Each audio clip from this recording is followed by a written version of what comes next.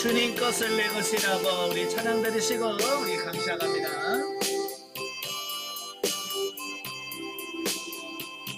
주님 것을 내 것이라고 고집하며 살아왔네. 그는 너와 자녀들까지 주님 것을 내 것이라. 아버지여 저런 종을 용서하여 주옵소서. 맡긴 사명 맡긴 예물을 주를 위해 쓰렵니다. 주님 사랑 받기만 하고 감사할 줄 몰라서 주님 말씀 듣기만 하고 실행하지 못했었네. 아버지여 연약한 종을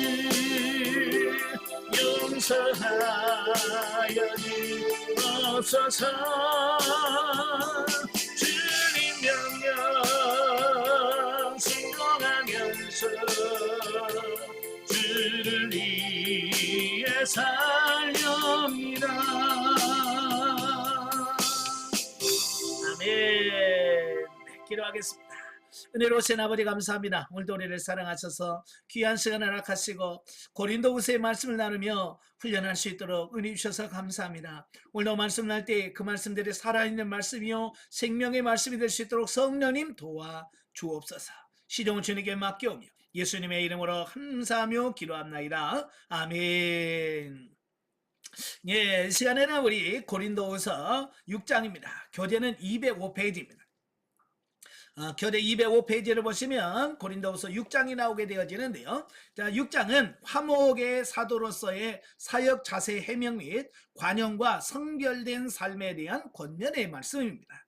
자, 1절부터 10절까지 보면 화목의 직책을 수행하는 바울의 자세에 대해서 말씀해 주는데요. 자, 5장에서 이미 바울은 뭐라고 말씀하냐면 하나님이 자기 자신을 화목해 하는 직책을 맡기셨다라고 말씀해 주고 있어요. 그래서 바울은 자기는 화목하게 하는 직책을 어떻게 감당할 거냐라고 하는 감당하는 자세를 설명하고 있습니다. 자, 본문에서 바울 자신이 화해 직책을 맡은 자로서 화해 복음을 증가하게 하여 어떤 자세를 가렸으며 또한 어떤 고난을 겪었는지에 대해서 상세하게 소개를 하고 있어요. 자, 물론 이와 같은 본문의 내용은 결코 바울이 자신의 공로를 자랑하기 위해서가 아니라 오로지 자신의 사도직을 변호하기 위한 목적을 가지고 있다라고 하는 겁니다. 그러니까 지금 만약 거짓 사도들과 그에 동조하는 일부 고린도 성도들의 비난처럼 바울이 진정한 사도가 아니라면 결코 복음으로 말미암아 엄청난 고난을 겪지 않아도 되었을 것이다 라고 말씀하고 있는 거예요. 그렇잖아요. 만약에 바울이 거짓 사도라고 한다면 굳이 거기다가 목숨 걸면서 일할 필요가 없잖아요. 그죠? 거짓이라면. 근데 바울은 자기의 생명까지도 내걸고 할 수 있었던 것은 뭐요? 예, 자기가 참 사도이며 자기가 전한 복음이 진짜 진리라는 것을 알기 때문에 거기다가 목숨 거는 거잖아요. 예. 하지만 바울은 이방인들에게 복음을 증가하기 위한 사도로 주님의 택하심을 받았기 때문에 누구보다도 많은 환난과 핍박을 당할 수밖에 없었다는 거예요. 바로 이러한 사실을 예수님께서 다메섹에서 아나니아에게 미리 하신 말씀 바 있다라고 하는 거예요. 그래서 사도행전 9장에 보면 주께서 이르시되 가라, 이 사람은 내 이름을 이방인과 임금들과 이스라엘 자손들에게 전하게 하여 택한 나의 그릇이라. 그가 내 이름을 위하여 얼마나 고난을 받아야 할 것을 내가 그에게 보이리라, 이 말씀을 했습니다. 그러니까 바울은 이미 주님이 그를 부르실 때부터 그는 고난을 위하여 부름받은 자다. 예. 고난받기로 작정된 자. 예. 참 우리도 그렇잖아요. 예. 좋게 부르심을 받으면 참 좋을 텐데 바울처럼 이렇게 고난받는 자로 선택했다는 게 쉽지 않잖아요. 그죠? 자, 한편 바울은 자신이 복음을 위하여 온갖 수고와 고난을 다 감수했다는 사실을 소개함으로써 자신의 사도직을 변호할 뿐만 아니라 또한 그와 같은 수고와 고난에도 불구하고 전혀 자신이 흔들리지 않는 자세로 하나님의 말씀과 능력에 근거하여 신앙적 미덕을 유지했다라고 하는 사실을 제시함으로써 자신의 사도직을 더욱 확실하게 변호하고 있다라고 하는 겁니다. 네. 그러니까 바울은 자기가 주님으로부터 처음 소명, 부르심을 받을 때부터 지금 열심히 그 사명대로, 소명대로 사역을 하고 있다라고 하는 겁니다.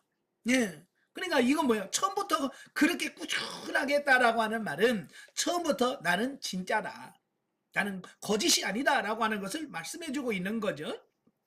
또 진정 복음 사역자들과 성도들은 환난과 핍박에 직면하게 될 때 오히려 더 담대한 믿음과 용기를 지닐 수 있고 또 세상적인 모든 가능성과 희망이 사라져 버릴 때 도리어 더 큰 능력과 소망을 지닐 수 있는 법이다. 왜냐하면 성도는 그리스도 안에 거하여 하나님과 함께 일하는 자들이기 때문이다. 바로 이와 같은 역설적 삶이야말로 성도들과 세상 사람들을 구별하게 하는 기준이다라고 말씀드릴 수 있다라고 하는 겁니다. 그러니까 이런 거예요. 가짜는 어떤 힘들고 어려운 고난을 오면 그를 다 피하고 도망가고 난리 납니다. 그죠? 예.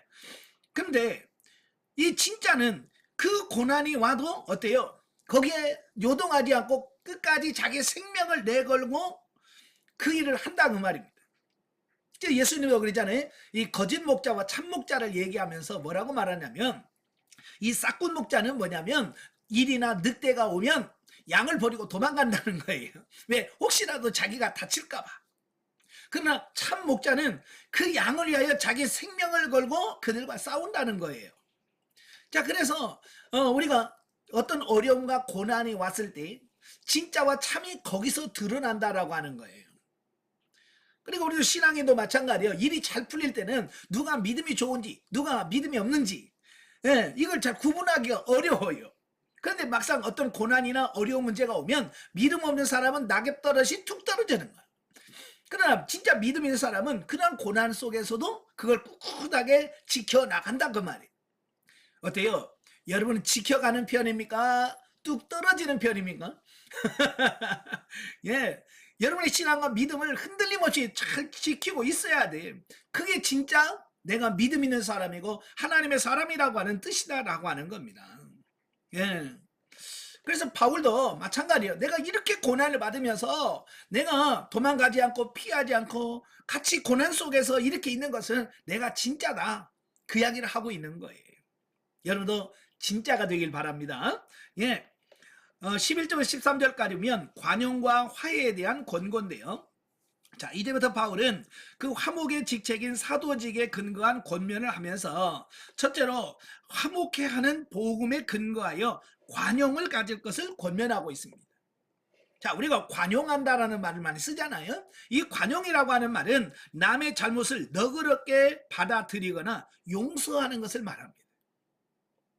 참 우리 성도들이 기독교인들이 진짜 잘 못하는 것 중에 하나가 뭐냐면 남을 받아들이고 너그럽게 용서하고 이걸 잘 못해요. 늘 입술로는 사랑 얘기하면서 용서 이야기하고 화해 이야기하지만 어떤 문제가 딱 오면요 그걸 진짜 못하는 게 기독교인들이에요. 예, 왜냐하면 이 마음이 좁아서 그래. 마음이 너무 좁아서. 바로 그 얘기를 하고 있어요. 본문의 바울은 먼저 자신의 마음이 고린도 교회 성도들을 향하여 활짝 열려 있다는 사실을 언급하면서 고린도 교회 성도들과 자신 사이에 엉뚱한 오해가 생긴 것은 자신의 잘못이라기보다 그들이 편협한 마음을 가졌기 때문이라고 지적하고 있다라고 하는 겁니다. 이건 굉장히 중요한 거예요. 나는 너희를 위하여 마음을 넓혔다. 근데 너희는 나를 위해서 마음을 좁혔다는 거예요. 제가 밴댕이 소갈딱지라는 말 많이 쓰잖아요. 예, 우리 마음이 꼭 밴댕이 소갈 같아. 너무 좁아가지고요. 어떤 사람은 품거나 용납하거나 용서하거나 이런 걸 못한다 그 말이에요. 예. 이제는 우리 마음을 넓혀야 돼요. 아멘. 예. 그래서 사람들도 보면 그 사람의 마음이 어떠냐, 넓으냐, 좁으냐에 따라서 어떤 문제가 됐을 때 그걸 품을 수 있느냐, 품지 못하느냐, 이걸 따져요. 그래서 세상에서는 잘 품는 사람을 대인배라고 그래. 마음이 넓은 사람은 참 저 사람은 대인배라고 그래.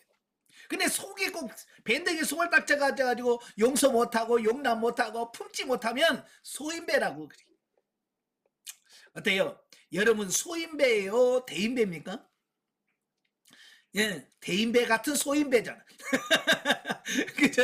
그래, 다 품을 것 같은데 진짜로 들어가면 못 품어. 예, 우리 마음이 넓어져야 돼. 그래서 바울은 너희도 마음을 넓혀라. 응? 너희도 내가 너희를 향하여 몸을 넓힌 것처럼 너희도 나를 향하여 좀 마음을 넓혀라 라고 이야기하고 있는 겁니다. 그래서 오늘도 마찬가지예요. 오늘도 이 좁아 터진 마음을 하나님께서 넓게 만들기 위해서 하나님께서 역사하는 게 뭐냐면 바로 파트너들이에요. 파트너를 보내주셔서 끊임없이 내 마음을 휘어파는 거예요. 휘집어 막 해서 어떻게 하느니 그걸 품기 위해서 하나님 내 마음을 넓혀주세요 라고 마음을 찢을 때 마음이 넓혀져. 예, 아시겠죠? 그래서 여러분들에게 자꾸 파트너를 붙여서 강한 사람을 붙여준다는 이야기는 여러분의 마음이 네 마음이 너무 좁아. 네 마음을 넓혀. 그래서 지금 너를 힘들게 하는 사람을 품어 라고 하는 그런 뜻이에요. 참 저도 밴댕이가 소갈딱지라고 저는 제가 직접 하나님께 고백한 게 그거예요. 하나님, 이 밴댕이 소갈딱지 같은 나를 하나님 넓혀주세요라고 정말 하나님 앞에 많이 기도했어요. 저는 이 대인관계를 훈련을 많이 받았는데 왜 많이 받았냐면 제 마음이 너무 좁으니까.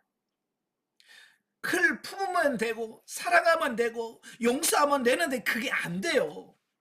그냥 다 눈에 거슬려. 예? 하는 짓거리가 다 거슬려. 말하는 게 거슬리고 행동하는 게 거슬려서 자꾸 거기다 신경 쓰이니까 내가 너무 힘든 거예요. 그래서 제가 하나님 앞에 주님 내 마음을 넓혀주세요. 내 마음을 넓혀주세요라고 끊임없이 기도한, 정말 많이 힘들게 하는 사람도 많이 있었는데 결국은 그분들과 부딪히면서 결국은 내 마음이 조금씩 넓혀지더라고요. 여러분은 여러분의 마음을 넓히기 위해서 붙여준 그 파트너들을 사랑하시고 그들을 통해서 마음이 넓혀지시길 바랍니다. 아멘. 예. 자, 특히 그는 믿음의 아비로서 고린도 교회 성도들을 자녀처럼 사랑한다라고 강조를 하고 있는데요. 바로 이것은 부모가 자녀에 대하여 옹졸한 마음을 지닐 수 없듯이 바울 자신도 고린도 교회 성도들에 대한 편협한 마음을 갖고 있지 않다라고 하는 것을 의미합니다. 이처럼 바울은 자신의 결백함을 내세워 다른 사람들을 비난하는 대신에 자신의 사랑을 앞세워서 그들로 하여금 올바른 자세를 지닐 수 있도록 부드럽게 호소하는 방법을 사용하고 있다라고 하는 겁니다. 그래서 바울은 뭐냐? 나는 아비의 마음으로 너희를 품고 사랑한다. 예, 그죠? 부모는 어때요? 자식들을, 다른 사람들은 손가락질해도 부모는 그를 품을 수 있잖아요. 다른 사람은 용서 못해도 부모는 할 수 있잖아요. 왜? 부모니까. 그래서 바울은 그렇게 고린도 교회 성도들이 너는 사도도 아니야 그러면서 막 그렇게 험한 말을 해도 바울은 어때요? 아비의 마음으로 그들을 다 품어요. 여러분도 이런 아비의 마음으로 품을 수 있기를 바랍니다. 예, 그래서 이 아비의 마음을 가지면 모든 걸 이해하고 용납하고 받아들일 수가 있는 거예요. 그래서 여러분들 기도하세요. 하나님, 제 마음이 아비의 마음이 되기를 원합니다. 아버지의 마음이 돼서 정말로 그 어떤 사람도 다 품을 수 있도록. 예. 자, 이와 같이 우리 성도들 역시 공연한 오해와 비난에 직면하게 되더라도 분개한 마음으로 상대방의 허물을 단도직입적인 어조로 지적하기보다는 먼저 자신의 사랑과 이해의 바탕을 둔 넓은 마음으로 상대를 향해 관용하는 자세를 취한 후에 그로 하여금 오해를 풀도록 호소하는 것이 훨씬 지혜로운 방법임을 알아야 된다라고 하는 겁니다. 예, 그러니까 내가 먼저 이해하고 내가 먼저 그를 품어야 되는데, 예, 우리는 뭐라고 하냐면 상대방 네가 이해를 해, 예, 네가 이해를 해, 네가 먼저 용서를 해라고 요구하고 있다는 겁니다. 예, 나도 못하는데 그 사람은 어떡하겠어요? 그잖아요. 예, 영성훈련 받는 여러분도 안 되는데 영성훈련 안 받는 그분들이 어떻게 받아들이고 이해하고 용납할 수 있겠어요? 이게 불가능한 거예요. 그래서 여러분도 내가 먼저 마음을 넓혀야 돼요. 아시겠죠? 그래서 여러분도 늘 기도하면서 하나님 제 마음을 먼저 넓혀주세요. 예, 제 마음을 넓혀주세요라고 여러분이 먼저 기도하고 먼저 하나님 앞에 엎드리는 여러분 되시길 바랍니다. 자, 14절부터 7장 1절까지는 성별된 삶에 대한 권고입니다. 본문에서 바울은 성도들을 성별된 삶에 대하여 교훈하고 있는데요. 그 화목의 직착과 관련하여 교훈하던 바울이 갑자기 성도들과 불신자들 사이에 야기되는 문제에 관해 논의하는 이유는 고린도 교회 성도들에게 관용과 화해를 호소한 자신의 권면이 자칫 오해하여 세상이나 불신자들과 동화를 부추기는 말로 받아들일지 모른다는 염려에서 기인한 것 같다라고 하는 거예요. 그러니까 용납해라, 네, 받아들여라. 그러니까 다 모든 사람 다 받아들여라. 그래서 예수 안 믿는 사람, 뭐 불교인, 뭐 또 다 받아들여 이런 뜻이 아니에요. 아시겠죠? 예, 그런 뜻으로 오해할까봐 사도 바울이 이 부분에 대해서 따로 말씀하시는 거예요. 그러니까 성도들은 넓은 마음을 갖는다고 하는 것은 세상의 죄악과 불의를 무분별하게 용납해도 좋다는 의미가 아니라는 거예요. 그러니까 받아들이라, 그러니까 다 받아들인다. 네, 이런 말이 아니란 말이 분별할 수 있어야 돼요. 내가 받아들일 수 있는 것과 받지 못할 것, 진리냐 비진리냐라고 하는 것을 분별할 수 있어야 된다는 거예요. 예, 그러니까 우리가 받아들일 수 있는 것이 있고 받아들일 수 없는 것들이 있잖아요. 그죠? 예. 근데 우리는 진리는 양보하면 안 되는 거예요. 예, 다 용납하라고 그러면서 예를 들어서 국가에서 이제부터 각 교회에다가 불상 하나씩 놓고 예배 드려라. 아, 그것도 다 용납하래. 그래서 아멘하고 받아들이면 돼야 안 돼? 이건 진리니까 안 되는 거예요. 그렇잖아요. 이렇게 진리, 하나님의 말씀에서 아닌 건 아닌 거예요. 이건 나라가 아니라 나라 할아버지라도 해도 안 되는 거예요. 네, 최상의 하나님이 말씀하신 부분이기 때문에 그런 거예요. 그러니까 용납에서도 항상 용납함에 있어서도 우리가 양보할 게 있고 양보해서는 안 될 것이 있다라고 하는 것을 말씀하고 있는 거예요. 예, 그래서 사실 성도들이 이 땅에서 살아가는 동안에 불신자들과 완전히 단절된 생활을 할 수 없다는 거예요. 그죠?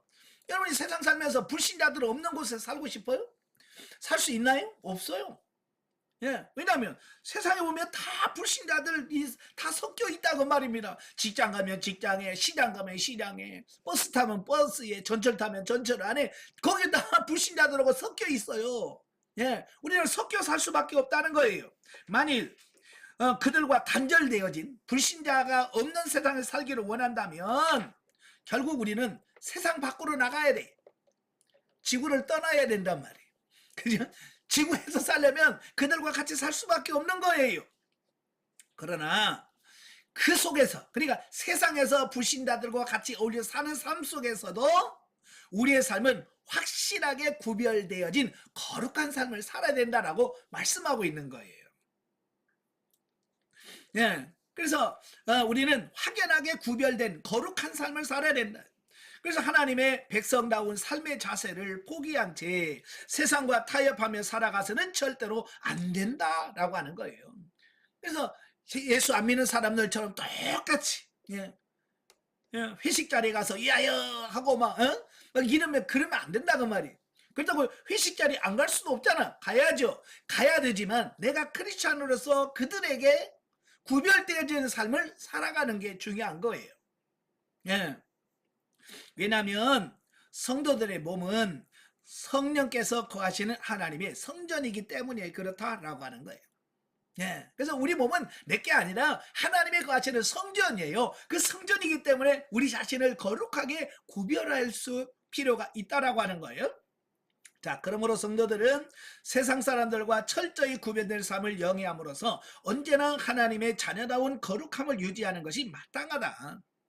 예. 바로 이와 같은 사실을 강조하기 위해서 바울은 의와 불법, 빛과 어두움, 그리스도와 벨리알, 하나님의 성전과 우상을 본문에서 시키고 있다라고 하는 거예요. 그러니까 우리가 연합해도 되는 게 있고 절대로 연합해서는 안 될 것이 있다라고 하는 거예요. 네, 우리는 그걸 분별해서 거룩한 삶을 사는 것이 중요하다라는 겁니다. 아멘. 자, 영적이해 보죠. 자, 1절에서 보면 하나님의 은혜를 헛되이 받지 말라는 말이 나와요. 하나님의 은혜를 헛되이 하지 말라. 여기서 하나님의 은혜는 육신의 영광을 위하여 받지 말아야 한다라고 하는 의미로 해석할 수 있다라고 하는 거예요. 그러니까 하나님의 은혜를 어떤 육신의 영광, 그래 육신이 잘 되고 잘 먹고 잘 사는 이거 육신적으로 받아들이지 말라라고 하는 거예요. 하나님은 인생에게 죄를 회개하고 성령의 은사를 받아 변화되어 말씀에 순종할 수 있는 은혜를 허락하셨다. 허락하신 이러한 은혜의 기회를 육체의 습관을 따라서 헛되이 보내지 말아야 된다라고 하는 겁니다. 그러니까 하나님 주신 은혜를 육신을 위해서 사용하지 말고 하나님을 위하여 사용해야 된다 그 말이죠. 자, 우리가 은혜를 경험하여도 성숙하지 못한 이유는 하나님의 말씀을 영적인 삶으로 적용하지 않고 욕망을 따라 적용하기 때문이다 라고 하는 겁니다. 그래서 하나님께서 은사를 주실 때 그 은사를 가지고 얼마나 내가 변화, 훈련, 성장, 성숙될까 여기에 초점을 맞춰야 되는데 이거 가지고 어떻게 내가 잘 살아볼까, 이거 해가지고 내가 어떻게 좀 부자 좀 돼볼까 라고 하는 육신적인 욕망과 거기다가 초점 맞추고 산다 그 말이에요. 네. 은사는 신령한 집을 짓는 도구라고 분명히 말씀했어요. 그지? 예, 은사는 내가 신령한 집을 짓는 도구에 불과한 거예요. 근데 우리는 이 은사를 마치 도깨비 방망이처럼 금 나와라 뚝딱, 은 나와라 뚝딱 하면 어떤 육신의 문제 해결하는 수단으로 도구로 사용한다 그 말이. 그게 잘못된 거라 그 말이. 자, 바울은 자기 직분을 감당하기 위하여 하나님의 말씀대로 살 때 더 큰 고난을 당해야 되었다. 예수님을 믿고 받은 축복이 육신의 고난이 되기도 하지만 환난 속에서 위로와 소망을 얻고 환난에 경한 것이 영광에 중한 것으로 변화된다는 사실을 깨닫게 되면 모든 고난을 오히려 은혜로 감당하게 된다라고 하는 거예요. 예, 바울은 정말 주님 때문에 고난 받았잖아요. 근데 그 고난을 고난으로 여기지 않았고요. 이 고난이 자기에게 상이 된다고 하는 걸 알았기 때문에 그런 고난에 감사하고 기뻐하면서 그 고난을 다 감당했어요. 여러분도 그 사고와 가치관을 바꾸셔서 정말 고난 속에서도 감사하고 기뻐하며 승리하는 여러분 되시길 바랍니다. 아시겠죠? 자, 7장으로 갑니다. 209페이지. 자, 7장은 고린도 교회를 향한 화목의 요청과 회개한 고린도 교회와 바울 사도의 화해의 기쁨에 대한 말씀을 해요. 자, 2절부터 4절에 보면 화해와 일치의 요청. 보면은 관용과 화해를 권면하는 그 앞에 6장 11절 13절에 연결되어서 화해와 일치를 요청하는 바울의 호소로 이루어져 있는데, 이처럼 바울이 거듭해서 화해를 호소한 이유는 뭘까? 자, 아직까지도 고린도 교회 내에서 바울을 오해하여 비난하는 자들이 여전히 남아 있었다라고 하는 거예요. 예, 그들이 바울을 이처럼 비난한 내용이 뭐냐? 바울을 자꾸 비난하는데 그 비난하는 내용이 뭐냐? 첫째, 그들은 바울이 매사를 공정하지 않게 처리함으로써 불의를 행한다라고 주장을 합니다. 그러니까 바울은 불공평하다, 불공정하다, 예, 공정하지가 않다는 거예요. 누구는 잘해주고 누구는 안 해주고 누구는 주고 누구는 안 준단 말이에요. 바울을 불공정한 사람으로 매도했어요. 두 번째로 그들은 바울이 전파하는 복음으로 인하여 율법이 파괴되었다라고 말합니다. 그러니까 바울은 율법을 파괴하는 사람이라고 전하는 거예요. 그 다음에 세 번째는 뭐냐? 그들이 바울이 예루살렘 교회를 위한다고 위한 헌금을 구실로 성도들의 재물을 착복한다라고 주장했습니다. 예, 사실 이 바울이 예루살렘 교회를 위해서 헌금했잖아요. 그냥 모금을 했어요. 그래서 마게도냐 교회에서도 헌금을 했고요. 지금 고린도 교회에서도 헌금하라고 지금 주장하고 있잖아요. 자, 그러면서 바로 말로는 예루살렘 교회 돕는다라고 하는데 다 자기 주머니 챙긴다는 거예요. 자, 이런 오해를 하고 비난을 하는 거예요. 자, 그러나 이와 같은 비난은 전혀 터무니없는 오해에서 비롯된 것에 지나지 않았으므로 바울은 자신이 아무에게도 불의를 행치 않았고 또한 아무에게도 해롭게 하지 않았고 또 아무에게도 속여 빼앗은 일이 없다라고 단언하고 있다라고 하는 겁니다. 자, 사실 보면 사도 바울하고는 진짜 얼토당토 않는 이야기들이잖아요. 근데 이 교회 안에서는 종종 그런 일이 일어나요. 예, 교회 안에서는 종종 문제가 일어나는데 그 원인을 자꾸 찾아보면 결국 사소한 오해에서 비롯된 이 부분들이 참 많더라라고 하는 거예요. 예, 그래서 사실을 알아보면 작은 오해에서 비롯된 건데 그걸 서로 대화하면서 풀어야 되는데 속에서만 꿍 하고 있어. 그러니까 시간이 오래 가도 이게 풀리지 않는 이런 부분들을 본다 그 말이에요. 그러면서 바울이 그 원인을 앞에도 말한 것처럼 너희들의 마음이 너무 좁아서 그래 라고 그들의 마음이 너무 좁은 것에 대해서 책망을 하고 있다라고 하는 겁니다. 우리가 이제 컴퓨터를 좀 할 줄 아시는 분들은 이 램이라고 하는 게 있어요. 램. 이 램은 뭐냐면 그 프로그램을 불러서 작업을 할 수 있는 것을 말하는데요. 우리도 그렇잖아요. 운동장이 좁으면 사람이 많으면 뻑짝뻑짝 해가지고 제대로 뭘 할 수 없잖아요. 그죠? 그래서 운동장을 넓게 만들어 놓으면 거기서 많은 사람이 뛰고도 활달하게 작업을 할 수 있는 것처럼 바로 이 램이 좁으면 프로그램을 불러 나와서 이걸 작업을 제대로 못 합니다. 그래서 예전에는 컴퓨터가 막 발달되지 않았을 때는 좀 큰 프로그램을 좀 시원찮은 컴퓨터에 넣으면 얘가 버벅거리다가 서버려. 왜? 이걸 할 수가 없어. 용량이 부족해가지고 서버려. 다운돼. 예. 그럼 어떻게 해야 돼요? 예, 컴퓨터 가게에 가가지고 여기는 램 좀 넓혀달라고. 예. 그 램을 넓혀가지고 4메가, 8메가, 16메가로 이렇게 넓혀. 예. 업그레이드 한다고 그래. 그러면 그게 넓혀지면 이제 프로그램에 불러 나와도 자연스럽게 할 수 있는 거예요. 우리 여러분도 마찬가지예요. 여러분의 마음이 좁으면 그 어떤 문제도 여기서 걸려가지고 그걸 못 풀어. 아시겠죠? 그래서 여러분의 마음이 넓혀지도록 기도하셔야 됩니다. 아멘. 예? 자, 물론 바울이 자신의 결백을 단호하게 밝힌 목적은 그 같은 오해를 한 고린도 성도들의 정죄하기 위해서가 아니라 도리어 그들과 자신이 공동 운명체라는 사실을 강조하기 위해서다. 다시 말해서 바울 자신은 결코 아무런 사심 없이 고린도 교회 성도들을 위해서라면 그들과 함께 죽고 그들과 함께 살 수도 있다라고 하는 각오를 지니고 있었다라고 하는 겁니다. 이것은 그들에 대한 사랑과 신뢰감에서 비롯된 것이다 라는 거예요. 예. 그러니까 바울의 이 고린도 교회를 향한 이 마음을 누가 이해하겠어요? 그죠? 이 마음을 모르니까 그들은 바울을 향해서 당신은 불공평하다. 네? 또 율법을 파괴하는 사람이다. 네? 헌금을 착복한다라고 하는 오해를 하게 된다라고 하는 거잖아요.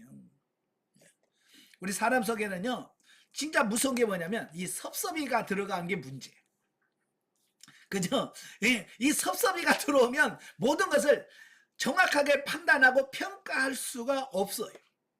섭섭한 마음이 들면요. 사람들을 봤을 때도 그 사람을 공정하게 이렇게 있는 그대로 안 보고요. 이 섭섭이가 이렇게 꼬아서 꽈배기처럼 한번 이렇게 꼬아서 들리게, 꼬아서 보이게 만들어. 그러니까 정상적인 것을 정상적으로 못 봐요. 그러니까 자꾸 오해하게 되고 오해가 쌓여서 결국은 그 오해 때문에 원수가 되고 이렇게 되어지는 거거든요. 그래서 여러분들도 섭섭이가 들어오지 않도록 많이 노력하셔야 돼요.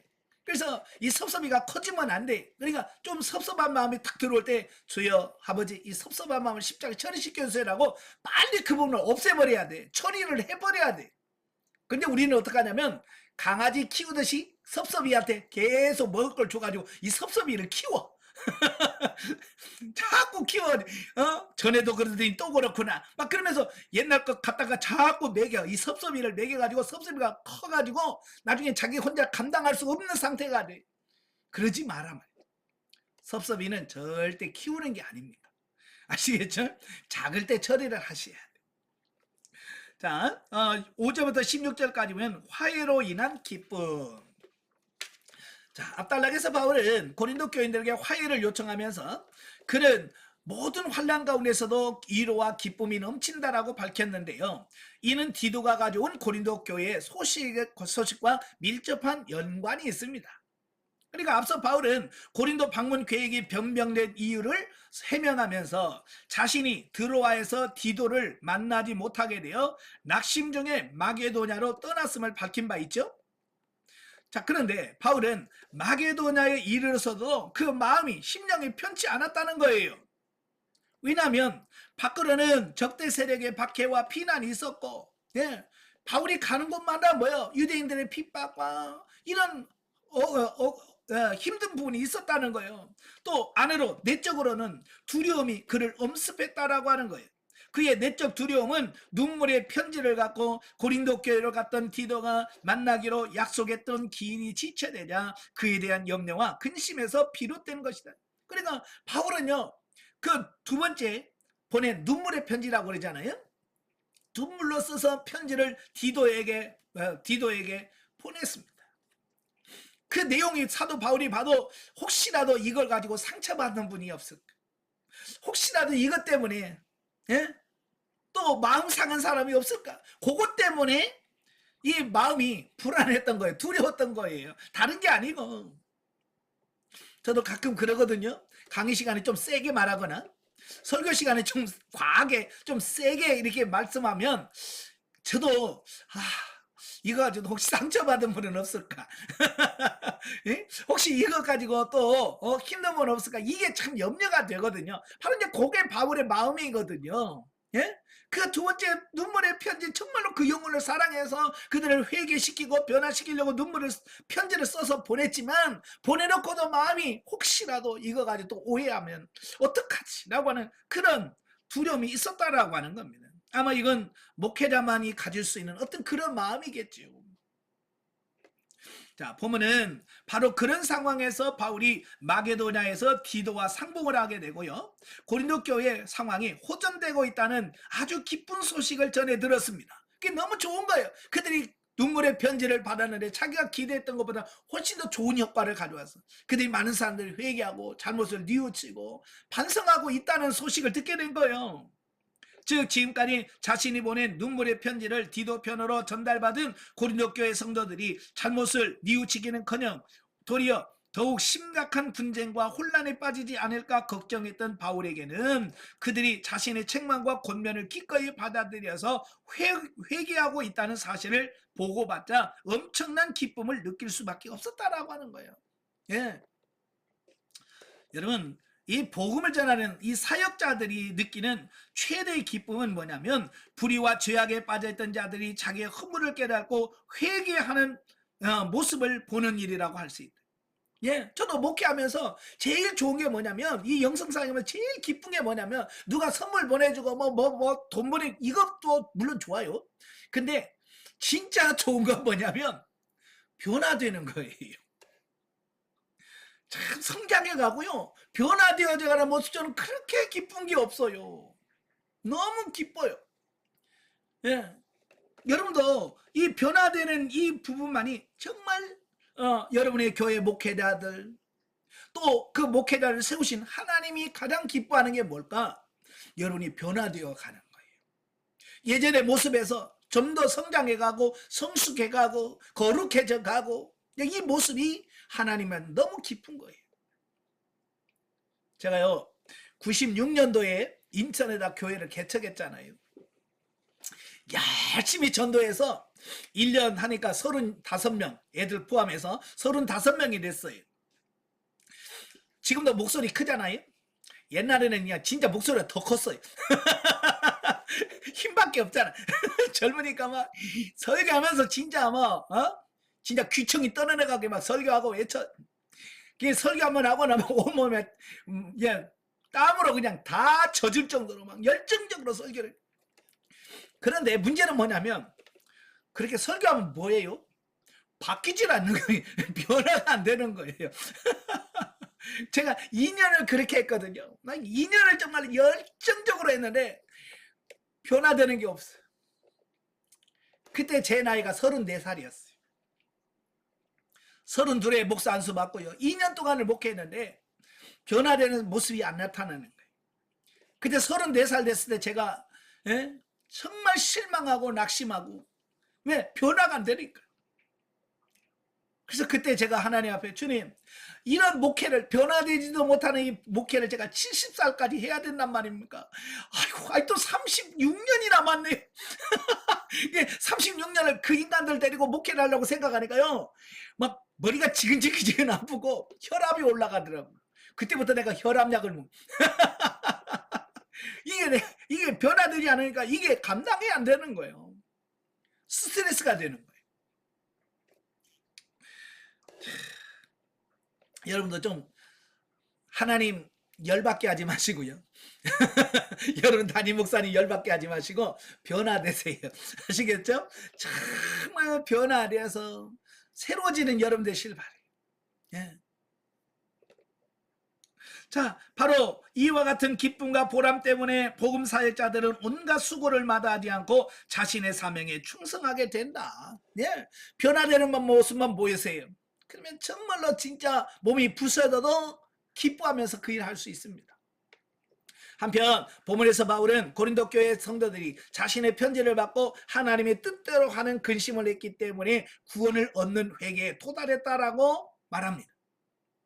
물론 여기서 말하는 하나님의 뜻대로 하는 근심이란 세상 근심과 비교되는 개념으로서 자기 죄에 대한 애통에서부터 비롯된다. 즉 이기적 욕망이 달성되지 못한 것을 안타깝게 여김으로써 생기는 세상 근심과는 달리 하나님의 뜻에 온전히 순종하지 못하여 주님을 기쁘시게 해드리지 못한 것을 슬퍼함으로써 생기는 영적 근심이 하나님의 뜻대로 하는 근심이다.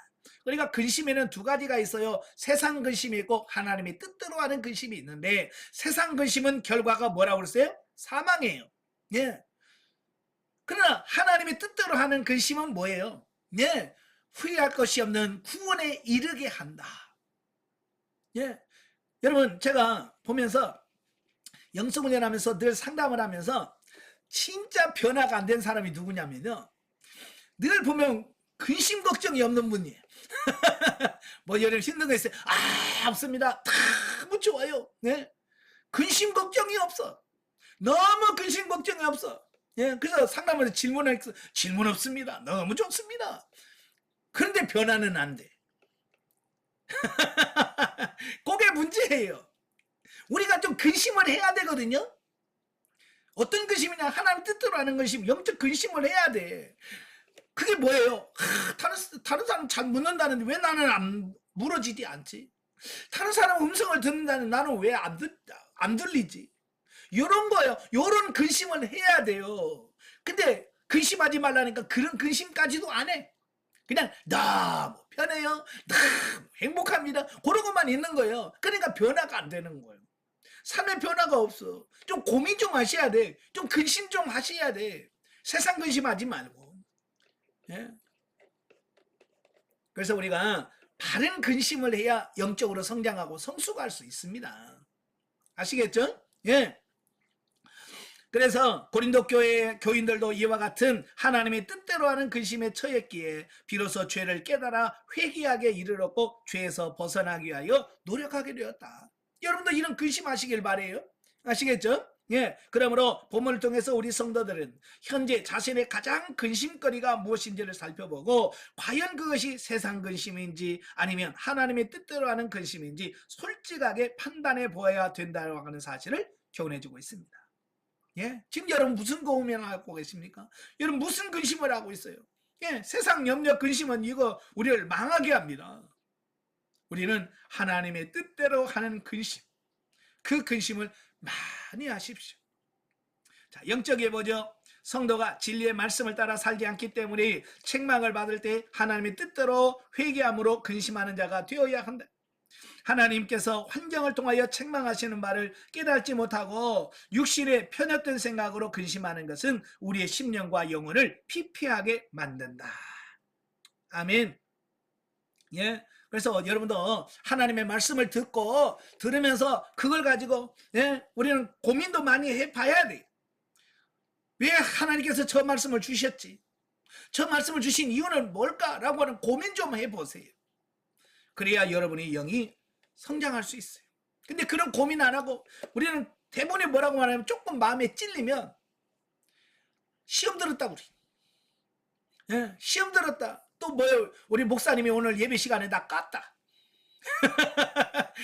이걸 근심하면서 왜 이 말씀을 나에게 주셨지? 왜 이 말씀을 하셨나? 라고 그걸 고민하면서 하나님 이게 무슨 뜻인가요? 라고 주님 앞에 이걸 풀어가야 되는데 그러지 못하고 아까 말한 것처럼 섭섭이가 이 안에 들어가지고 그걸 품지를 못하고 거기서 시험 들었다라고 한단 말이에요. 그건 스스로가 자기 영혼을 망하게 하는 길이에요. 죽게 하는 거예요. 그렇게 하지 않기를 바라요. 자, 8장으로 갑니다. 8장은 구제연보의 신뢰 제시 및 구제연보의 권면과 연보 준비를 위한 헌금위원 파견에 대한 말씀을 해요. 자, 1절부터 5절까지 보면 그 마게도냐 교회 연보에 대한 모범에 대한 말씀을 합니다. 자, 지금까지 바울은 자신과 고린도 교회 성도들 사이에 약이 되어진 그 오해를 풀기 위해서 자신의 사도로서의 직분과 사역의 자세를 변호하고 관용과 화해를 호소하는 데 주력을 했지만 이제 8장과 9장에서는 이제 앞에 내용과 다른 문제를 언급하고 있어요. 그게 뭐냐? 바로 고린도 교회 성도들에게 기근과 핍박으로 말미암아 궁핍에 시달리던 예루살렘 교회의 성도들을 위한 구제 연보에 동참하도록 권면하고 있는 내용입니다. 그러니까 실제로 당시 클라우디오 황제 때 천하가 다 가뭄이 들었어요. 특별히 이 팔레스틴 지역은 이 기근의 가뭄, 비가 안 오면 정말 절정적인 어려움이거든요. 그러니까 그때 가뭄이 들어가지고 이 팔레스틴 지역, 이스라엘 지역이 굉장히 어려운 시대입니다. 바로 그때에 바울은 먼저 본문을 통해서 마게도냐 지방의 교회들이 보여준 모범된 연보 자세를 소개하고 있는데 당시 마게도냐에 있던 교회들, 마게도냐 교회는 빌립보 교회, 데살로니가 교회, 베레아 교회가 그 대표적인 교회인데요. 그들 역시 상당한 박해에 시달리고 있었고 또 로마 제국의 착취로 인하여 결코 넉넉한 생활을 하고 있지 못했음에도 불구하고 오히려 그 가난 중에서 예루살렘 교회 성도를 위한 연보에 최선을 다하여 풍성한 연보를 넘치도록 했다라고 말씀해주고 있습니다. 예. 그러니까 그 예루살렘 교회가 어렵다는 말을 듣고 고린도 교회 성도들이 그러면 우리가 그를 돕자. 우리도 힘들지만 우리는 그들보다 좀 나으니까 우리가 헌금을 해서 그들을 구제하자라고 하는 그 말을 듣고 그 말을 들은 마게도냐 사람도 그럼 우리도 합시다 라고 해서 그들도 같이 동참을 했다 그 말이에요. 물론 그들이 풍성하고 쓰고 남아서 드린 건 아니에요. 여러분도 그러잖아요. 교회 헌금할 때 돈을 쓰다 남아가지고 쓸 데가 없어가지고 헌금합니까? 자, 그러신 분이 있어요, 없어요? 아마 그러면 아무도 없을 거예요. 나도 부족해. 나도 없어. 그렇지만 어때요? 주님을 사랑하는 마음으로 구별해서 11조 드리고 주정헌금 드리고 하나님 나라의 선교헌금도 드리고 이렇게 하는 거잖아요. 그죠? 마찬가지예요. 예, 에베소 빌립보 교회, 데살로니가 베레아 교회 다 마찬가지예요. 다 당시 로마의 속국이 있기 때문에 로마에다가 다 세금 내야지. 얼마나 힘들겠어요. 근데 그 와중에도 어때요? 그 예루살렘 교회를 돕자고 구제연금까지 한다고 말입니다. 물론 그들은 결코 누구의 강요에 의하여 억지로 연보하지 않았습니다. 그들은 오히려 자원하여 자기 능력 이상으로 연보했고요. 어려운 처지에 있던 마게도냐 지방의 교회들로부터 구제 연보 받기를 꺼려했던 바울에게 그들이 거룩한 구제사에게 동참할 수 있게 해달라고 호소하기까지 했다라고 하는 겁니다. 사실 바울은요. 그들도 어려운 건 알잖아요. 그죠? 그들의 어려운 형편을 다 알아. 그래서 그들에게 강요하지 않은 겁니다. 그럼에도 불구하고 그들 스스로가 뭐예요? 우리도 하게 해달라고, 우리도 좀 제발 좀 돕게 해달라고 그들이 자청하고 호소하는 겁니다. 사실 그들 교회가 어려웠잖아요. 고린도 교회도 어려웠고요. 다 어려웠어요. 그래서 사도 바울은 그들에게 가서 교회를 세울 때 어떻게 합니까? 자비당 선교라고 그랬잖아요. 자기는 천명 만드는 일을 해요. 천명 깊고 수리하는 일을 해서 돈을 받아 그 월급을 받은 걸 가지고 그거 가지고 교회 성도들 섬기고 교회 섬기고 그래서 교회를 세웠습니다. 왜? 그들에게 어찌하든지 물질의 부담을 주지 않도록 하려고 자기가 자기의 모든 것을 허비하고, 예. 그래서 그들을 섬겼잖아요. 그러니 그들에게 구제연금에 강요하지 않았습니다. 근데 그들이 자천해서 하는 거잖아요. 그들은 이러한 풍성한 연보는 전적으로 넘치는 하나님의 은혜에 대한 감사의 표현이었다. 예, 그들이 자기도 힘들지만 그들의 그 구제연금을 드릴 수 있었던 건 뭐냐면 그만큼 하나님을 사랑하고 있었기 때문에 그 하나님의 사랑의 표현이 뭐예요? 예, 감사 예물 구제헌금으로 드려졌다라고 하는 겁니다. 그래서 이 헌금이라고 하는 건 뭐냐면 헌금이라는 것은 내가 하나님을 얼마나 사랑하는지에 대한 표현이다라고 할 수 있습니다. 예, 그래서 내가 하나님을 사랑하면 그만큼 이 헌금을 많이 드리게 돼 있어요. 내가 하나님을 사랑하는 마음이 적으면 손이 떨리게 돼 있어요. 예. 여러분 어때요? 행복하게 헌금하십니까? 아니면 손 떨리면서 헌금하십니까? 예, 양을 말하는 게 아니에요. 얼마나 많이 하느냐가 아니라 이 중심이 어떠냐가 중요한 거예요. 그래서 예수님께서 그걸 가르쳐 주시려고 예, 제자들을 데리고 예루살렘 성전 안에 가셨어요.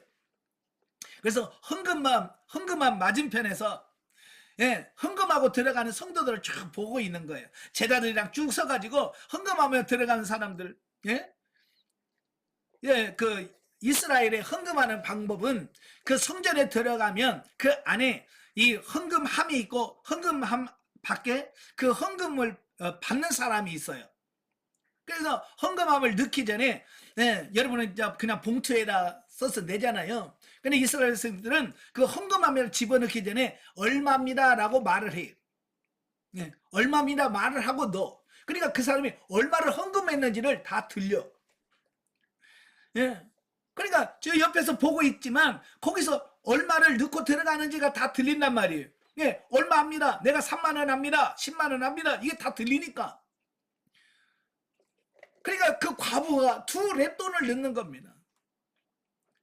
2렙돈을 내는 거야. 지금까지 많은 사람들이 돈을 내고 들어갈 때 예수님은 아무 말도 안 했어요. 근데 그 여인이 2렙돈을 넣습니다 라고 하고 가니까 제자들은 무슨 생각을 했겠어요? 아이고 그것도 헌금이라고 해. 왜? 이 2렙돈은 그때 당시 로마에서 쓰는 돈의 최하의 단위예요.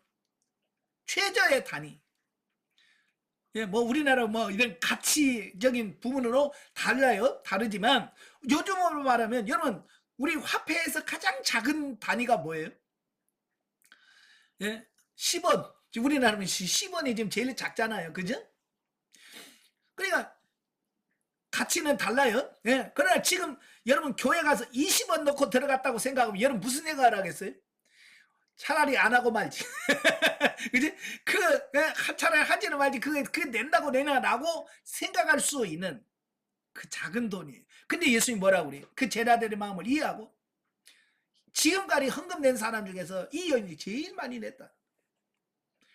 제자들은 뻥하죠. 왜? 그걸 얼마를 넣는지를 몰랐으면 그래요라고 하겠지만 다 들었잖아. 얼마라는 걸 다 들었는데도 불구하고 예수님께서 이 여인이 지금까지 낸 모든 사람들 제일 많이 났다. 그러니까 제자들이 뻥 찌는 거예요. 그러니까 예수님 뭐라고 그랬어요? 다른 사람들은 많은 것 중에 일부를 냈다. 예, 우리가 많이 냈지만 그 사람들은 많이 낸다고 냈지만 그가 가진 게 더 많아. 안 낸 게 더 많아. 근데 이 과부는 뭐예요? 자기가 가진 전부를 넣었다는 거예요. 자기가 가진 모든 물질에 다를 냈다는 거예요. 그러니까 이 사람이 제일 많이 넣었다라고 예수님이 말씀하시는 거예요. 우리의 중심이 그래서 중요하다는 얘기예요. 아시겠죠? 즉 그들은 인류를 구원하시기 위하여 당신의 독생자를 아낌없이 내어주신 하나님과 자기의 생명을 내어주기까지 죄인을 사랑하신 예수 그리스도의 풍성한 은혜에 감사하는 마음으로 자신들의 소유한 재물을 형제를 구제하는 일에 아낌없이 드렸다라고 하는 겁니다. 그러니까 주님의 베푸신 그 사랑과 은혜가 내가 넘치면 그만큼 우리가 헌금을 많이 드리게 되고 그게 없으면 인색하게 되어지는 이 부분을 보게 돼요. 그래서 헌금은 결국 뭐냐? 내가 하나님을 얼마나 사랑하는지 그 내 사랑의 표현이라 그 말이에요. 이해가 되시죠? 자, 213페이지 보시면 이러한 마게도냐 교회의 구제의 모범은 고린도 교회뿐만 아니라 오늘날 우리에게도 귀한 교훈을 준다. 그들은 그것은 구제란 넘치는 풍요 가운데 있다고 해서 이루어지는 것이 아니라 하나님과 이웃에 대한 사랑으로 인한 자발적인 마음에서 비롯된다는 것이다 라고 하는 겁니다. 예. 그래서 이 구제할 때, 헌금할 때 쓰고 남아서 하는 사람 없어요. 자기가 부족해. 없는 중에서도 어떻게 해요? 없지만 그 중에서도 쪼개서 하는 거예요. 아시겠죠? 여러분도 마찬가지예요.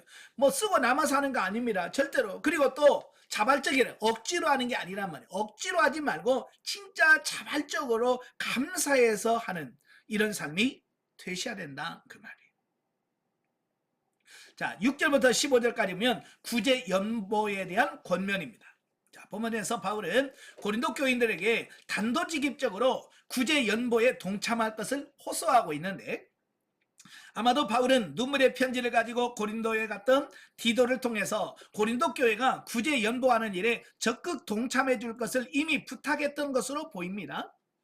그럼에도 불구하고 바울이 본 서신을 통해서 재차 언급하고 있는 것은 구제 연보 모금에 적지 않은 난항을 겪고 있음을 시사해주고 있습니다. 그죠? 잘 모이고 있으면 바울이 또 여기서 재차 말할 필요가 없죠.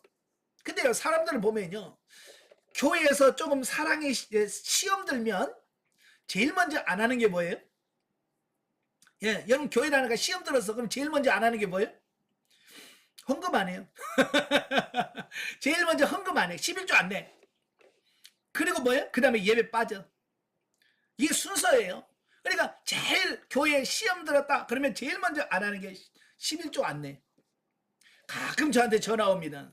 예? 목사님 제가요 교회 시험 들어가지고요 11조 내기 싫은데요 목사님 교회에다가 11조 좀 내면 안 될까요? 이런 부분이 와요. 저는 거절합니다. 예. 자기가 다니는 교회라 내는 게 정상입니다. 그러나 특별한 경우에는 허락을 해요. 예, 사정이 있는 경우에는 제가 허락합니다만은 교회 시험 들어가지고 시험 들어서 11조 할 데가 없어서 목사님한테 저는 안 받습니다. 왜냐하면 그 11조는 하나님의 것이잖아요. 그래서 내 마음대로 여기 보내고 저기 보내고 할 게 아니에요. 자기가 소속돼 있는 교회, 그 교회라 내는 게 정상인 거예요. 그래서 그걸 가르쳐 주려고 제가 그렇게 하는 거거든요. 예, 그러니까 여러분 시험 들었다고 제발 그 헌금 안 내고 그러지 마십시오. 이미 그 수준은 아니죠. 지금도 그 수준에 머물러 있으면 영성훈련 하지 말아요. 우린 그 수준에 머물면 안 돼. 사실 고린도 교회는요 하나님의 은혜로 풍성한 은사를 소유했고 물질적으로도 풍요를 누리고 있었다. 특별히 그들은 하나님의 뜻을 열심으로 붙잡는 믿음도 복음의 진리를 이해하는 이해력도 지식 수준도 높았을 뿐만 아니라 그들이 사랑에도 풍성하다라고 덧붙이고 있습니다. 그러나 그들은 모든 일에 행동보다 말이 더 앞섰고 자기 희생하는 헌신의 마음이 부족했기 때문에 바울은 고린도 교인들에게 구제 연보에 적극 동참함으로써 그들의 모든 말과 사랑의 진실됨을 보이도록 촉구하고 있다라고 하는 겁니다. 그러니까 말로만 하지 말고 실천해라. 요한일서 3장 18절에 뭐라고 그래? 말과 혀로만 하지 말라는 거예요. 요즘에 얼마나 말을 잘하는지요. 예? 정치인도 아닌데 교인들은 다 말 잘해. 그래서 얼마나 그래서 예수쟁이 말쟁이 그럴까요? 네. 말은 잘하는데 실제로 사는 게 안 나오는 거예요. 그러면 안 돼요. 실제로 이번에 삶 속에서 변화된 삶이 나오셔야 돼. 네. 한편 바울은요 고린도 교회가 구제 연보에 적극 동참해야 될 당위성 3가지를 말씀해 주는데요. 첫째, 그리스도 예수께서 부유하신 자로서 성도를 위하여 가난하게 되셨기 때문이래. 예, 헌금하는 것은 예수님께서 이렇게 본을 보여주신 거다. 예, 예수님은 뭐요? 그는 하나님이시라는 모든 것을 가지신 부유한 사람이에요. 부유한 분이신데 우리를 위하여 스스로 가난하게 되셨다. 성자 하나님이신 예수 그리스도께서 육신을 입고 세상에 오셔서 대속 죽음을 당하심으로써 성도들을 영적으로 부욕해 하셨으므로 그리스도 말미암아 영적으로 부유함을 누리기는 성도들 역시 그리스도를 본받아 자발적으로 그 형제와 이웃에게 구제하는 데 앞장서야 된다라고 말씀해주고 있습니다. 둘째는 뭐예요? 고린도 교회인들에게 그 예루살렘 교회 구제를 어느 누구보다도 먼저 자원하여 시작했기 때문이라고 말씀하고 있습니다. 그러니까 그 누가 시킨 게 아니에요. 자기 스스로들이 뭐요? 예루살렘 교회가 어렵습니까? 그럼 우리부터 합시다 라고 자기들이 자원해서 먼저 시작했다라고 하는 거예요. 즉 고린도 교회는 이미 1년 전에 구제 연보를 작정하고 모금을 시작했지만 오히려 그들보다 형편이 훨씬 더 열악한 마게도냐 교회가 연보를 모금하는 일을 이미 끝낸 상태에도 불구하고 아직도 미진한 상태에 머물러 있기 때문에 그렇다라고 하는 겁니다. 물론 그 사이에 고린도 안에 여러 가지 내적 문제로 삼적해서 그 일을 처리하는 일에 몰두했었어요. 그러나 이제 그런 문제들이 해결되는 시점에서 다시 구제 연보에 적극 참여해야 된다라고 하는 거예요. 세 번째로 성도들 사고 간의 나눔의 삶을 통하여 가능하게 만들어서 서로 평등하게 하기 위함이라는 것이다. 그러니까 구제라고 하는 것은 뭐냐면 있는 사람이 내놓고 그래서 없는 사람에게 나눠줌으로써 있는 사람은 좀 줄어들고 없는 사람은 채워져서 거의 평등한 생활을 누리도록 하는 게 이런 목적이라는 말이에요. 바로 이런 목적을 가지고 만든 게 공산주의예요. 공산주의 이론이라는 게 바로 그런 거거든요. 있는 사람 내놓고 그래서 가난한 사람이 나눠주면 모두가 다 공평하게 살자. 이게 공산주의의 이론이에요. 근데 문제는 뭐냐면 이 성경은 성령님의 역사로 이게 이루어져. 그래 문제가 없어. 근데 공산주의는 그게 이게 안 되니까 힘으로 눌러. 그래서 돈 많은 사람 다 뺏어가지고 가난한 사람 나눠줘. 그러니 이게 뭐가 되냐면 누가 열심히 일하려고 하여 돈 벌어봐야 어떻게 다 뺏어서 같이 하는데 그러니까 돈 잘 버는 사람은 돈 안 벌어버리는 거예요. 왜? 벌어도 다 뺏어가고 어차피 내 거 뭐 겨우 먹을 것만 주니까 그러니까 일할 의욕이 사라져요. 그래서 공산주의 나라들이 다 한결같이 가난하잖아요. 예. 여러분 사람은 한 치 앞을 내다볼 수 없잖아요. 사실은 자 그렇잖아요. 내가 지금 사업을 하다 보면 한동안은 막 돈이 막 진짜 누구 말대로 뭐 갈퀴로 긁은다고 그러죠. 돈을 그렇게 막 벌리다가도 어느 순간에 어떻게 돼요? 또 썸을 빠지듯이 싹 빠져나가잖아요. 그런 경우가 있습니다. 예? 그러다가 또 채워주기도 하고요. 그래요. 이걸 누가 압니까? 모른단 말이에요. 그래서 있을 때 열심히 심어 놓으면 내가 없을 때 그들이 나를 도와. 그죠? 예, 내가 있을 때 많이 도와줬기 때문에 내가 없을 때 그들이 도와. 그래서 서로가 어때요? 서로 돕고 하면서 세워가는 거예요. 이게 하나님이 원하는 거예요. 자, 16절 24절까지면 헌금위원회 파견입니다. 자, 마게도냐 지방의 교회들이 보내준 그 모범을 제시하면서 고린도 교회 성도들에게 예루살렘 교회를 향한 그 구제 연보에 적극 동참할 것을 촉구한 바울은 이제 본문에서 고린도 교회를 방문을 마치고 돌아온 디도와 다른 두 사람을 헌금 위원으로 선정해서 고린도 교회에 파송함으로써 헌금 모금에 박차를 가하게 되어지는 이 부분을 보게 됩니다. 자, 이 헌금 관리라고 하는 게 굉장히 중요해요. 여러분 교회에서 많은 분들이 시험 들었다 많이 하는데 그 시험 들은 이유 중에 하나가 뭐냐면 이 재정 사용에 대한 부분이에요. 그죠? 재정에 대한 그 때문에 많이 시험이 든다 그 말이에요. 그래서 바울도 그걸 알기 때문에 바로 헌금위원을 세워서 그들로 하여금 공정하게 그걸 관리하고 유지하는 이 부분에 힘썼다라고 하는 거예요. 그런데 여기서 바울이 디도를 헌금위원회 대표로 선정한 이유는 뭐냐? 이미 고린도 교회를 방문한 적이 있어서 그곳 상황을 잘 알고 있었으면 물론이고 그가 바울의 특사로 파송되어서 고린도 교회 내에 내재된 문제들을 해결하는 과정에서 고린도 교인들에게 두터운 신임을 받았기 때문으로 추측이 된다라고 하는 겁니다. 예, 그리고 디도를 단독으로 파송하지 않고 다른 두 사람을 헌금위원으로 함께 선정하여 파견한 이유는 거액의 연보로 인하여 운송 도중에 생길 수 있는 불의의 사고나 공연한 오해를 방지하기 위해서 그렇게 했다라고 하는 것을 보게 됩니다. 예, 대부분 이 헌금 관리 잘못하면 문제가 생겨요. 그래서 교회마다 이 헌금 헌금 때문에 참 많은 문제가 발생하게 돼요. 그래서 큰 교회도 이 헌금위원들이 가서 헌금을 할 때 서랍이 없는 책상에서 합니다. 왜요? 참 이상한 사람들이 있어요. 서랍 열고 큰 봉투는 거기다 집어도 숨겨요.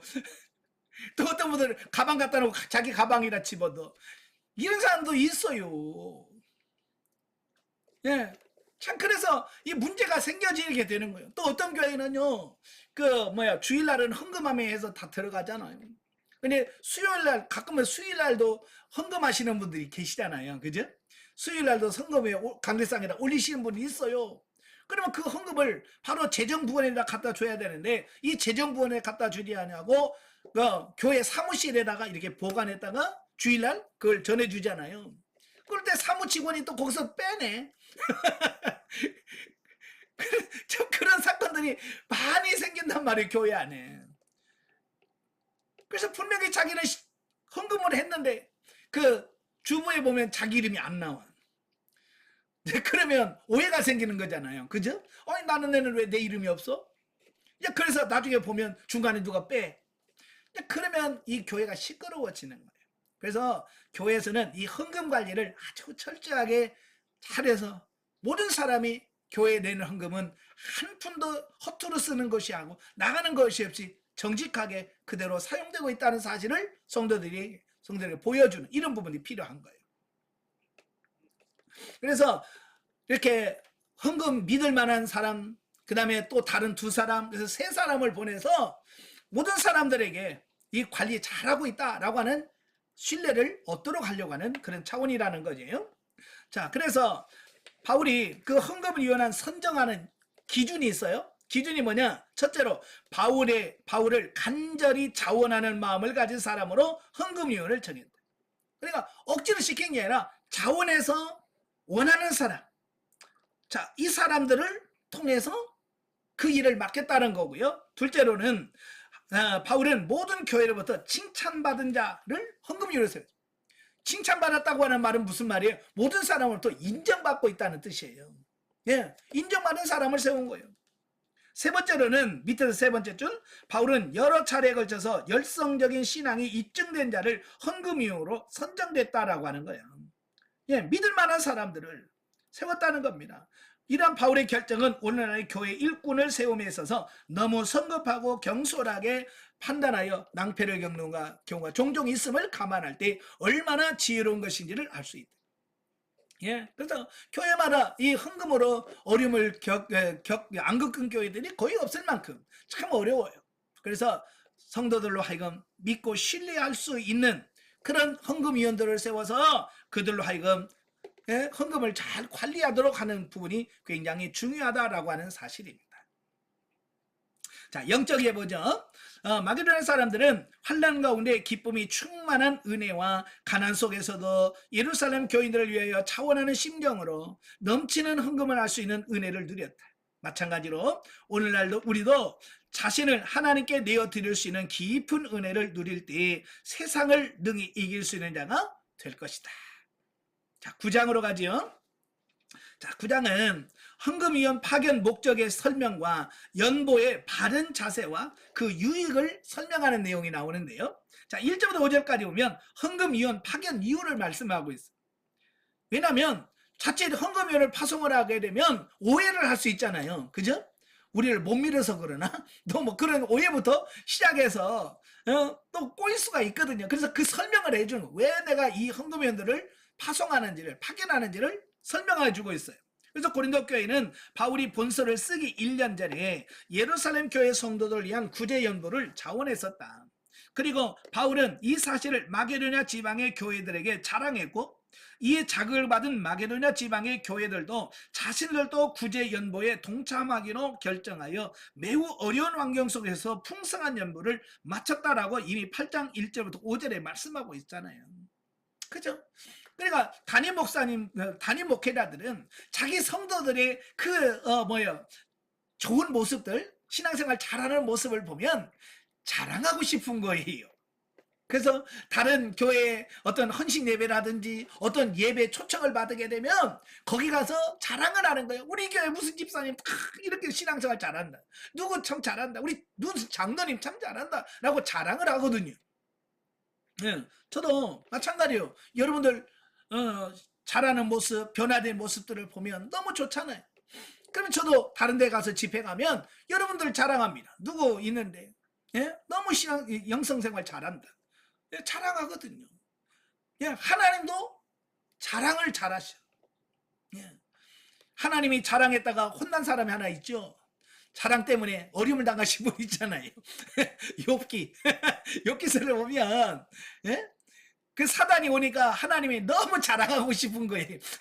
그래서 너 어디 갔다 왔냐? 아, 두루두루 다녔죠. 너 저 우스타게 사는 욥 봤냐? 봤죠? 야, 그렇게 순결하고 정직하고 하나님 잘생긴 사람 너 봤냐? 그러니까 마귀가 뭐라 그래?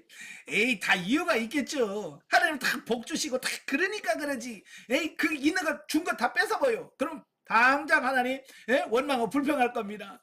그래, 알았어. 너 생명은 건들지 말고 너 네 맘대로 해봐. 이 하나님이 자랑했다가 고난 나간 사람이 욥이에요. 참 저는 그걸 보면서 참 하나님도 자랑하고 싶어 하시는 분이었구나. 그러니까 하나님도 지금 여러분을 보고 자랑할 사람 없나 이걸 또 보셔요. 또 자랑하면 또 사탄이 또 올 거예요. 그렇다고 두려워할 필요는 없어요. 결국은 욥이 고난을 받지만 그가 갑절의 축복을 받게 되고 성경에 기록돼서 모든 사람들의 본으로 세워졌잖아요. 그죠? 나는 그런 고난이라면 받겠어요. 여러분도 고난을 두려워하지 마십시오. 아시겠죠? 어쨌든 바울이 자랑을 하니까 그 소식을 들은 많은 교회도 우리도 하죠. 우리도 하겠습니다. 그래서 같이 동참했단 말이에요. 자, 그러나 정작 먼저 구제 연보를 모금하기 시작한 고린도 교회는 아직도 모금을 끝내지 못하고 있었다. 따라서 이러한 상황을 마게도냐 교인들이 본다면 고린도 교인들은 물론이고 그들을 자랑한 바울까지도 부끄러움을 당할 것이 분명했다라고 하는 거예요. 그죠? 바울이 막 자랑해서 자기들은 했는데 진짜 하겠다는 사람 안 하면 그 마게도냐 사람들은 아니 목사님 뻥친 거예요? 자, 그럴 거 아니에요. 그죠? 거짓말 왜 하셨어요? 라고 말할 거 아니에요. 그래서 바울은 그가 고린도 교회를 방문하기에 앞서서 헌금위원들을 미리 보내어서 구제연보 모금을 준비케 하고자 했다라고 하는 겁니다. 자, 그러나 바울이 헌금위원을 미리 파송한 것은 단순히 고린도 교회나 그가 부끄러움을 당하는 것을 두려웠기 때문이라고 생각해서는 안 된다. 바울이 헌금위원을 파송한 데에는 보다 궁극적인 이유가 있다는 거예요. 이유가 있기 때문에 그런 게 한 거죠. 자, 그 이유가 뭐냐? 그것은 헌금위원들로 하여금 고린도 교인들이 구제연보에 적극 동참하도록 유독해 함으로써 결국 고린도 교인들의 자발성이 드러나게 하고자 한 것으로 고린도 교인들을 위한 바울의 자상한 배려였다라고 하는 것을 보게 됩니다. 자, 여기서 바울은 뭡니까? 혹여라도 그 고린도 교인들이 헌금을 하지 않고 준비하지 않음으로 인하여 그들의 명성, 고린도 교회의 명성이 누를 끼치거나 그걸 원치 않았다는 거예요. 그래서 모든 사람들로부터 인정받고 칭찬받기를 원하는 그 바울의 마음이 그대로 담겨져 있다라고 하는 겁니다. 한편 우리는 본문을 통해서 헌금은 억지가 아닌 자발적인 마음에서 드릴 때 참된 가치가 있다는 교훈을 받게 됩니다. 그래서 헌금이라고 하는 것은 억지로 하는 게 아니고 자발적으로 해야 돼. 물론 억지로 하는 것도 도움이 되긴 해요. 억지로 하더라도 안 하는 것보다는 훨씬 낫습니다. 여러분 성경에 보면 억지로 했다가 복 받은 사람이 있잖아요. 누구죠? 구레네 시몬. 그는 6월절 지키려고 예루살렘에 왔다가 사람들이 막 웅성웅성하고 막 십자가를 끌고 가니까 호기심이 있어가지고 뭔 일이래 갔다가 로마 군인에게 붙들려가지고 로마 군인에 붙들려가지고 예수님이 십자가 치고 골고다를 올라가야 되는 그냥 구경하다가 갑자기 예수님이 십자가를 지고 가는 그런 부분을 봤잖아요. 그건 자원에서 진 거 아니야. 어찌 보면 억지로 로마 군인에 의해서 십자가를 지고 갔어. 그런데 여러분, 억지로 졌지만 그의 집안이 복받은 집안이 됐어요. 예, 이 구련의 아들 구포와 알렉산더가 누구는 이 초대교회 목사가 돼. 목회자가 됩니다.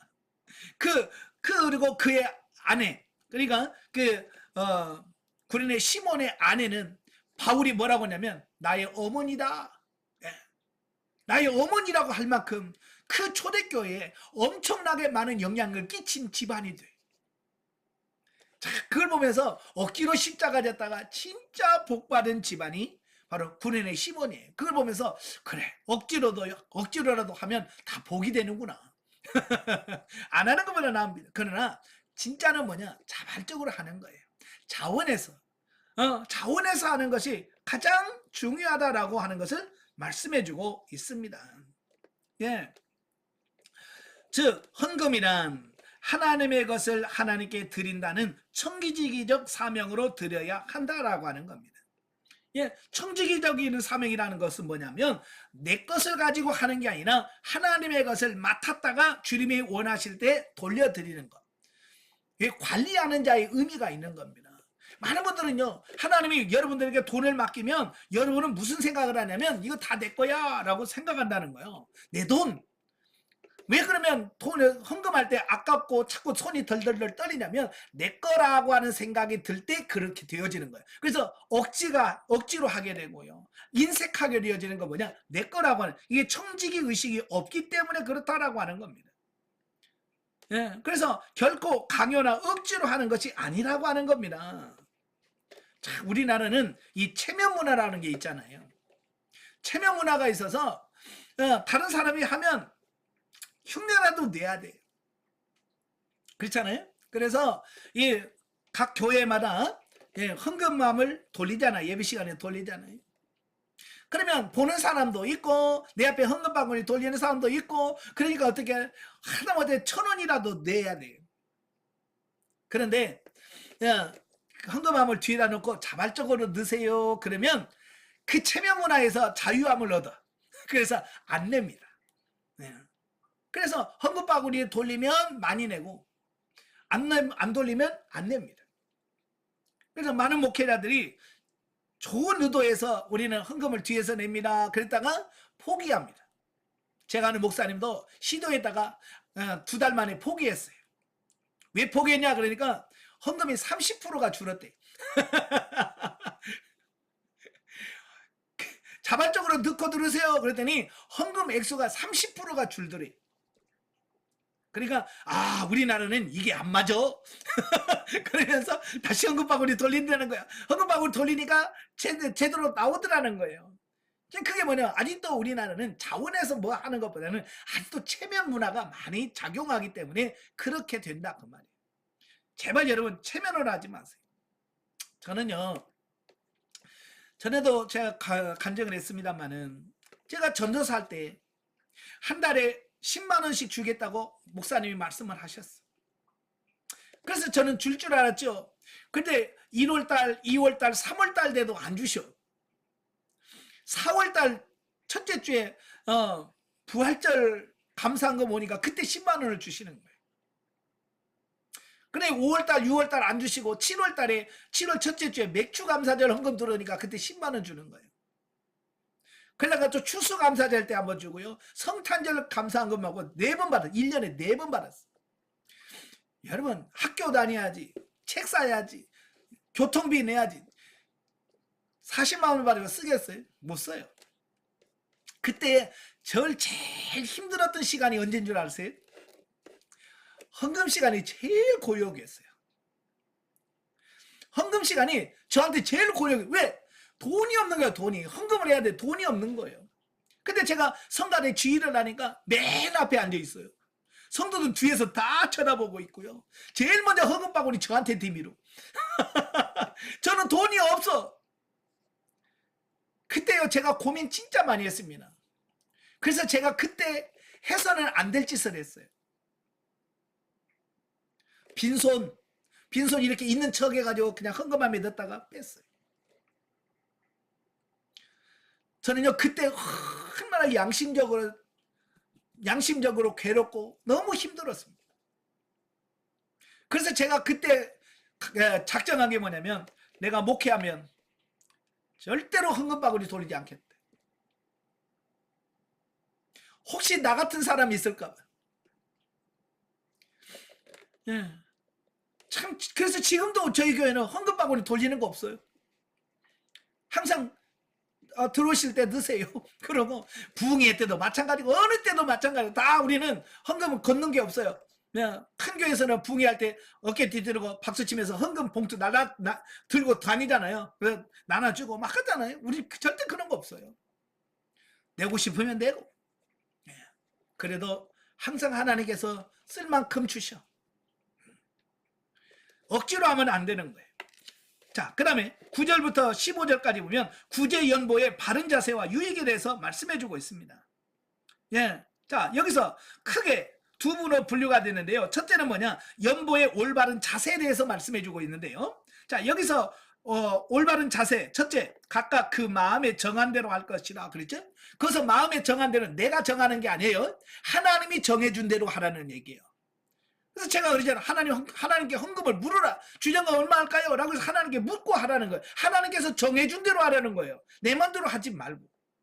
두 번째로, 인색함이 없이 하는, 예, 인색함 없이. 하나님과 딜하지 마세요. 하나님께서 예를 들어서 야 너 100만 원 해. 그러면 하나님 힘든데 50만 원만 안 될까요?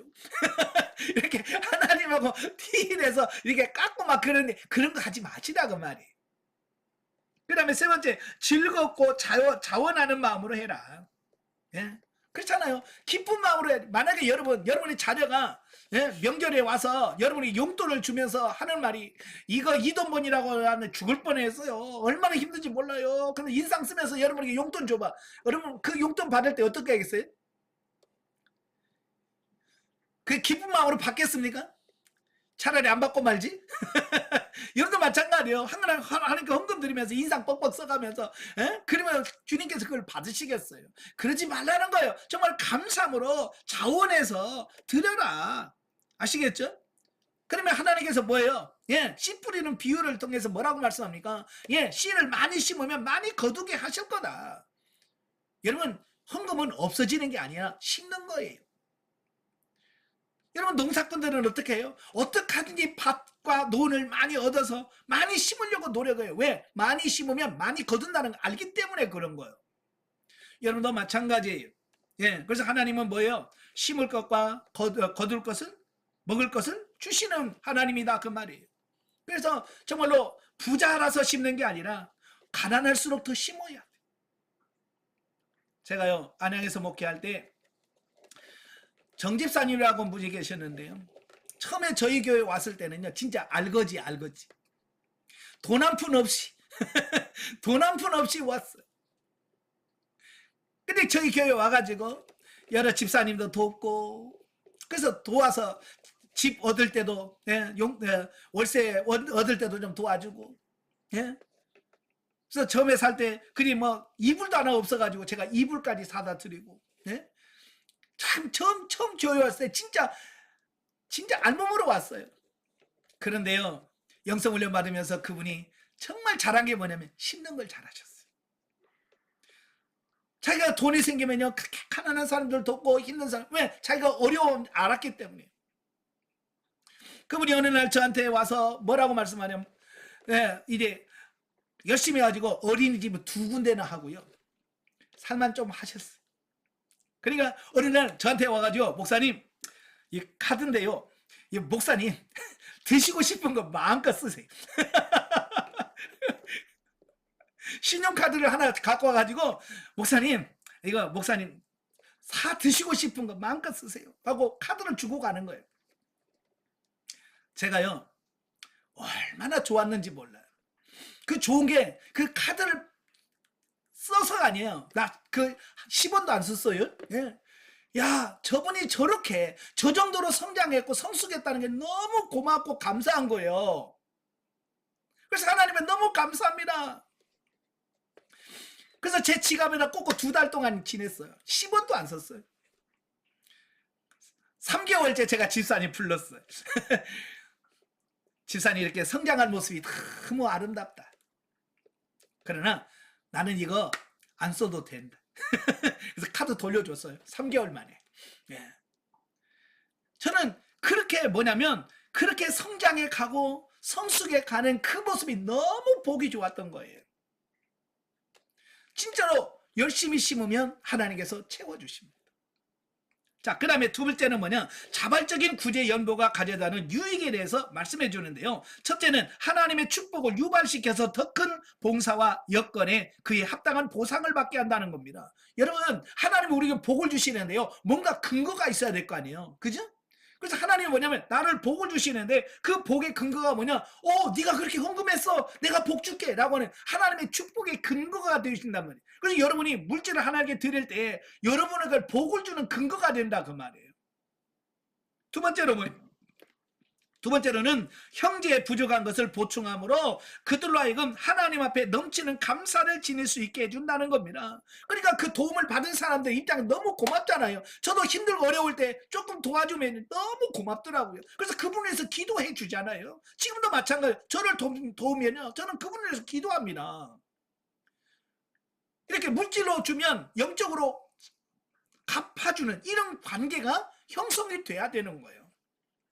그 다음에 세 번째, 유대인의 성도와 이방인 성도들 사이에 반목을 깨트리고 형제와 참된 화해를 여러분, 유대인과 이방인은요, 물과 기름 사이예요. 안 섞여요. 그런데 유대인의 입장에서 이방인들이 자기 교회를 도와 자기들을 돕는 거예요. 그러니까 이방인에 대한 편견이라든지 어떤 맡겼던 담들이 무너지겠죠. 그래서 예루살렘 교회와 이방인 교회 사이에 이 반목 막혀져 있는 것이 뚫려지는 계기가 됐다 그 말이에요.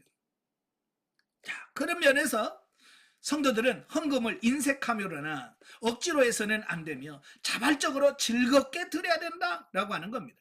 특별히 하나님의 축복과 보상이 성도들의 헌금의 목적이 되어서는 안 돼. 이거 기복신앙입니다. 복을 목적으로 헌금하면 이거 기복신앙이에요. 우리는 그걸 말씀하고 있지 않아요. 물론 잘 심으면 하나님 복을 주시는데 우리는 그 복을 목적으로 하는 건 아니에요. 그것은 헌금의 결과임을 명심하고 항상 기쁨과 진실함으로 헌금을 해야 한다. 아멘. 하나님의 말씀도 듣도록 최선을 다해 승리하신 여러분 되시기를 주님으로 축원합니다.